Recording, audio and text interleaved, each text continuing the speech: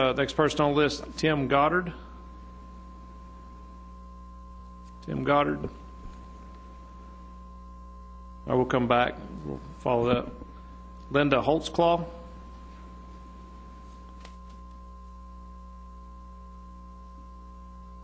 Ms. Holtzclaw, just to remind you, 5 minutes and a name and address for the record, please.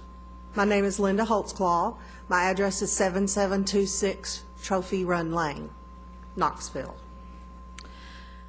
Thank you for allowing us to speak today. I would like to start with a list of names. Pat Farley, Donna Hall, Teresa Brown, KJ Folk, Eloise Weaver, Linda Jordan. These are all teachers who have retired in the past 2 years from my school, not because they were ready to retire or didn't want to teach anymore, but because they were tired of being disrespected, devalued, undermined, unappreciated, and viewed as the problem. They were not teachers with low test or evaluation scores. In fact, some of them had the highest scores in the building. The 170 years of expertise we have lost in their leaving can never be replaced. And with the results of the recent teacher survey, we can expect to keep losing experienced teachers. In the past few months, teachers have spoken out about the assault on public education in an unprecedented fashion. In my 30 years of teaching, I have never witnessed an outcry from educators as is happening now. Teachers are not against being evaluated, nor teaching more rigorous standards. Teachers are against being evaluated with data that has nothing to do with instruction and having to teach standards that are developmentally inappropriate for children. Had these business people bothered to ask an educator about Common Core standards or pilot them before implementing them, we could have advised on the level of rigor.